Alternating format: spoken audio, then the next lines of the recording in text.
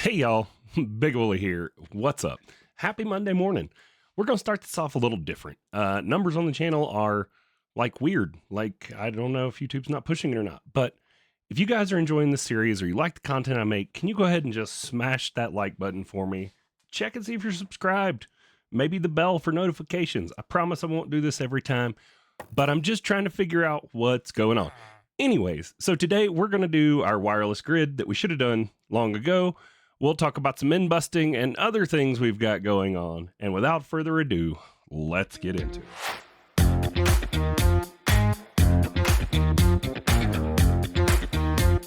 All right, so I did some preparations, and this here is what you're going to need to get started with your wireless grid. Couple advanced processors. These range upgrades aren't necessarily required, but this stuff up here is for your antenna. And let's just go ahead and get to crafting. So this has been pinned for quite some time, but we want a wireless crafting grid, which is just some coarse enriched iron, any kind of crafting grid, and then an ender pearl and an advanced processor. Bam. Now, won't charge in our main inventory slot, but if I put it on the hotbar, yep, Flux Networks got us charged up. Now, next thing we need is the wireless transmitter. This is how we're going to connect it to our network. It's also going to be where your range requirements or allotments are based off of. And then the thing we really want to work towards is this infinity range booster. It did require us to go get the dragon done, but we're going to have to kill the wither for some nether stars, and we're going to have to get into some draconic evolution, which is totally new territory for me.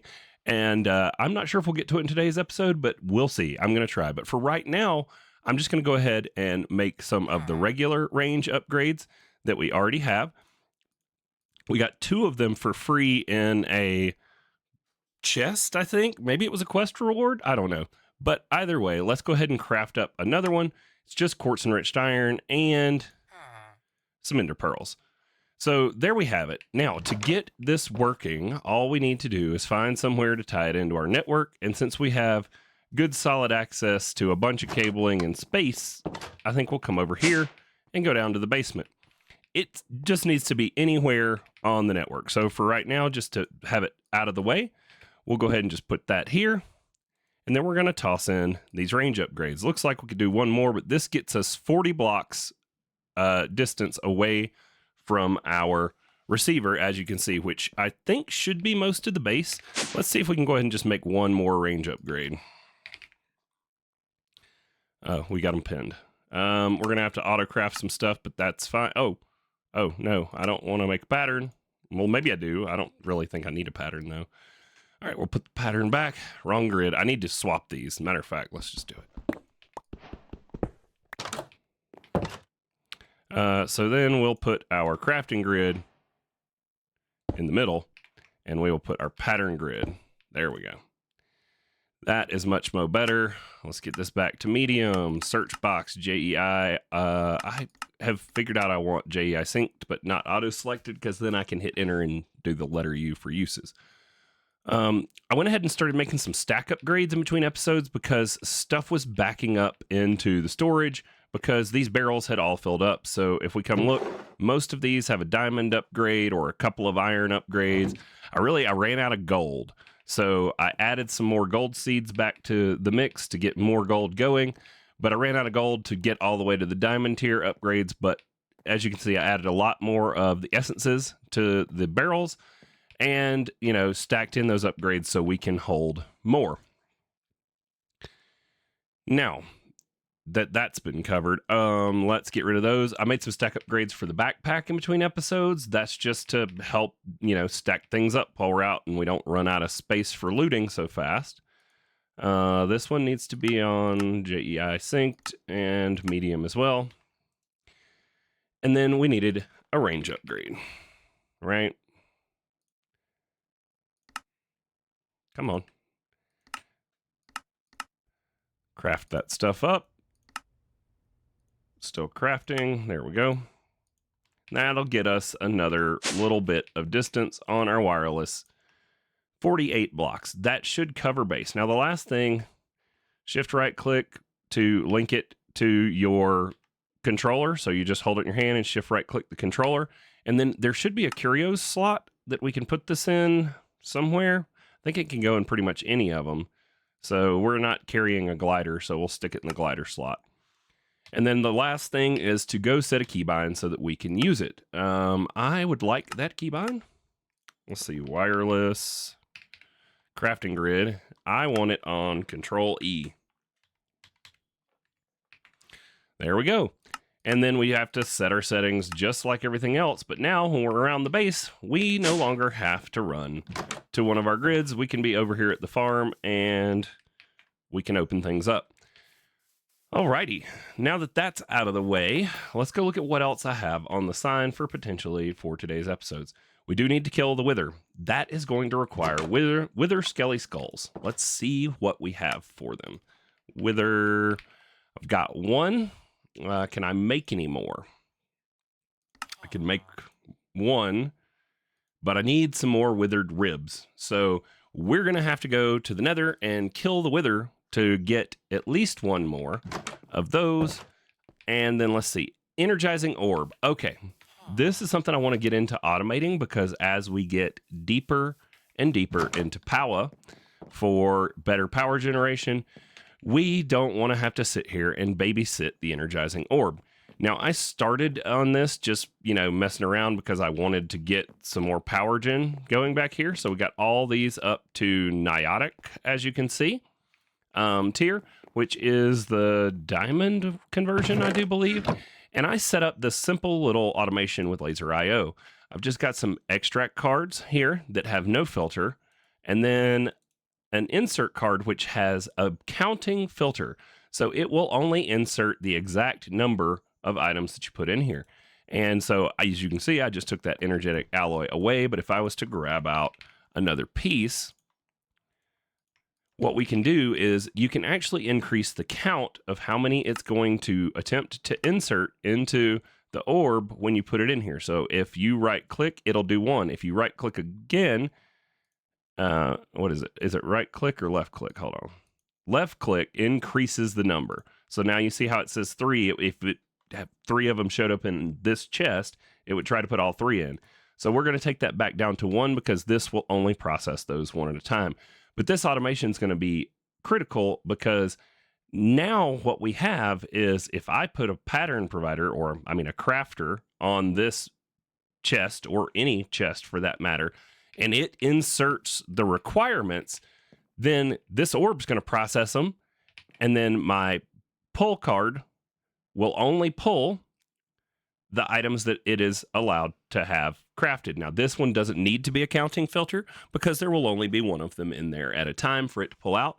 So it will pull, right now it's set up to be able to pull the blazing crystals, which come from that energetic alloy, and the niotic crystals, which come from the diamonds. So all we're really going to do to automate this is I'm going to take this chest and I am going to put it on top of it rather than it being in front of it. If I can. Oh. I was hoping I could do it while I was on the grappling hook, but it's fine. All right, so let's get up here. And then, I'm in the block space. Okay, I need a temp block. Let's grab a temp block. Some dirt, maybe. Let's clear our grid too, so that stuff goes back.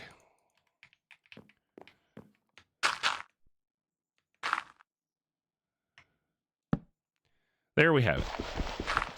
Now, we may need to move this later on because some of the higher tier stuff requires a lot of power going into it.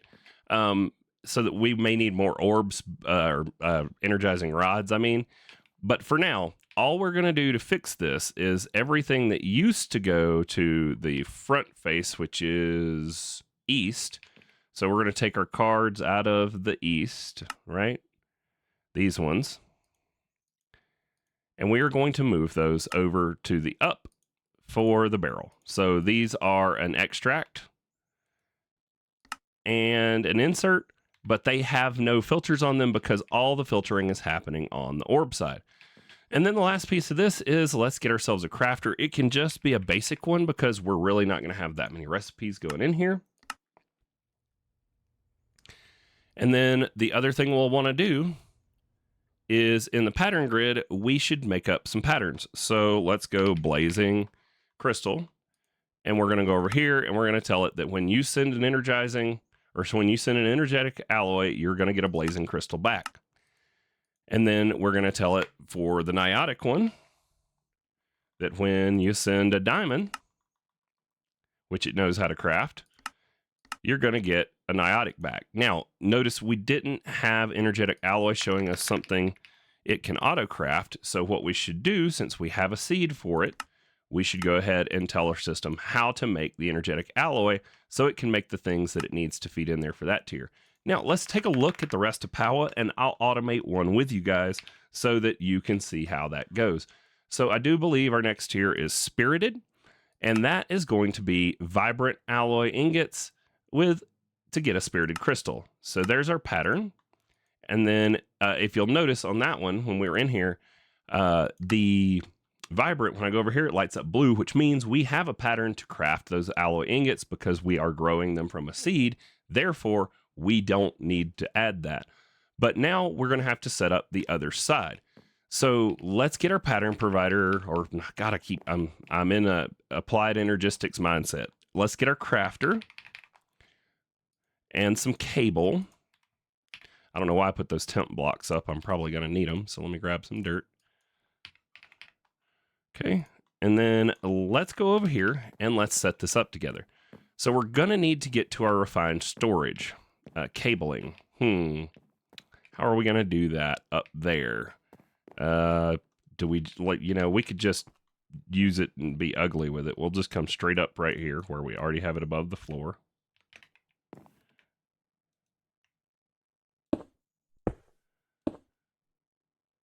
We'll just go to the ceiling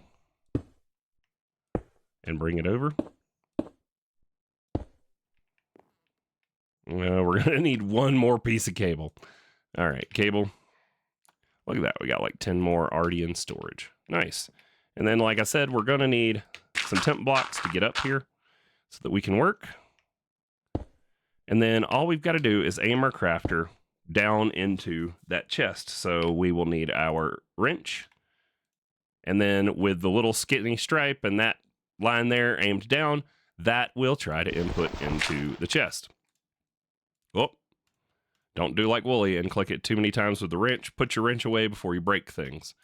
And so now this is linked up. All that's left is to put our processing patterns in here. So energetic alloy and this one is a crafting pattern. And now if we toss our crafting pattern into one of our crafters like that. All right, so now that we have that, we can take our temp block, and this should have everything it needs except to know what to do with those vibrant alloy ingots. So we're going to go to our insert card on the counting filter, and we're going to need a vibrant alloy ingot. We can just drag it from the grid though. So vibrant. So we can drag one of these over, and we only want one, but if you want more, just left click to increase the count, right click to decrease. But we want it to insert one vibrant alloy ingot, and then on the extract side, it is going to extract a spirited crystal. We don't have to set any other filters because it's being filtered here, and the rest of it is just putting into the chest and taking out of the chest. So it doesn't need any more information from us in order to automate it. And this is laser IO. So if you guys haven't done this before, just quickly, we'll take a look here at laser IO. The main things you need for laser IO is if you're going to use more than one laser node, like if you're going to be moving items a distance, you will need 2 laser nodes, and you will need the laser wrench. All of this stuff is real basic with the materials we already have on hand, and you can actually craft directly the logic chips. There is no pattern in here for the raw. In a lot of packs, you have to make them raw and then smelt them, but for this one, we can just craft them up. And then you're going to need a card holder, and the card holder looks like this. And if you shift right click, it'll turn looking like it's enchanted. And then any cards, because they don't stack, any cards you put into your inventory will automatically get sucked into the card holder. And then if you right click, you can see what cards you have in here. So as you can see, I've just got some item cards, a counting filter, and a basic filter in here. And if we were looking at this with our card holder in hand, you'll notice it shows it over here on the side. You don't actually have to even right click it with it. If it's in your inventory, anywhere in your main inventory or back inventory, Laser Eye knows you have it and will show it right here. Now, the last piece is when you pull out an item card, you'll notice they all look like insert cards. To change it to extract, you just, while you're looking at the card, you click right up here, insert or extract in the top left corner. And then there's other filters and things you can set. On the extract, you can tell it to round robin. You can do it to tell it to be exact. You can add your filters and all of that stuff in here. But what we want to do is we want to set it back to just the standard one. And then you'll watch if I shift right click, it sucks that card in. And because it's just a basic card, it stacks it up with the rest of them. If they don't stack, maybe you've got a filter in there. Maybe you've got something set. And all you got to do to clear them is put them in the crafting grid, click them through, clears them out. So now, I think we're good to test and see if we can make some spirited crystals. So let's just start with like, I don't know, 30. Now it's going to do these one at a time, and it's going to take it a minute to charge them because it takes 1,000,000 FE per to charge it up. And as you can see, this thing is only capable of so much power, right? At a time that it can send. But there you go. As you watched, it just swapped the two and it put it back in our storage. So if we come look, we should have, well, we should. Oh, yeah, right. Sorry, we need one more piece of this because this is refined. We are going to need an importer to pull the items back into the system. So we're going to go ahead and get that crafted up, grab out some cable, and then here on the side of the chest, we will put an importer, but we are going to need to filter this for our items. All right, well, we messed that up by not having it set right. So let's go to our crafting monitor, cancel it, and now let's try again. What were we doing? Spirited. So spirited crystals, let's tell it to make 20, and let's test and make sure it's working right. So it is not importing the vibrant alloys back in, and let's watch and make sure it pulls the spirited.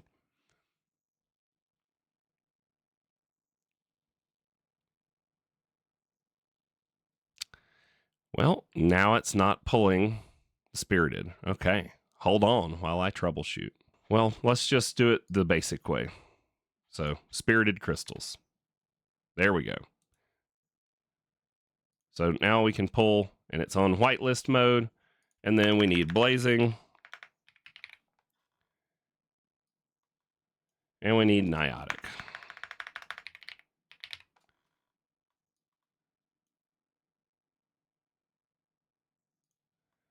And because that'll bug me, we're gonna bump that over and put it next to the other ones. So there we go. Now it's working just like it should, pulling them back into our system. Filters are set. Forget this filter card. I don't know why it didn't work. Maybe I was not trying to use it the right way. If you know, tell me in the comments. Let me know. Because, you know, I don't know everything. And I learn from you guys. Card holder.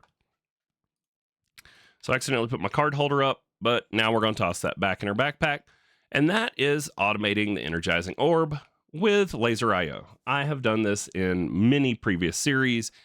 It's one of the more simple ways to automate it because, you know, the orb has some interesting behaviors, and it is a great way when recipes are changed and you need to put 3 or 4 or 5 things in there. Those counting filters are super simple to use, and you can tell it, oh, well, if you see these in your inventory up there, I want you to only put 3 in, and you can send multiple batches and it will only put 3 in at a time.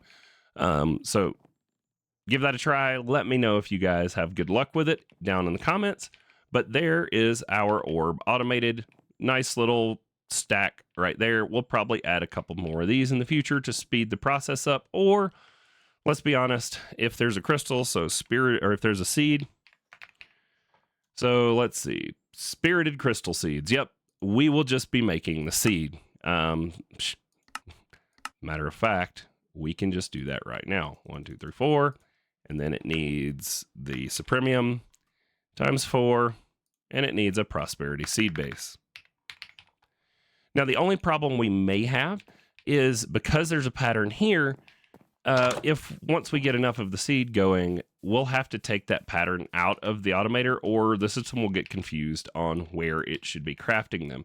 But it is always going to be faster to craft them up from the seed than it is to craft them in the orb, simply because of the time it takes to get the power into the crystals.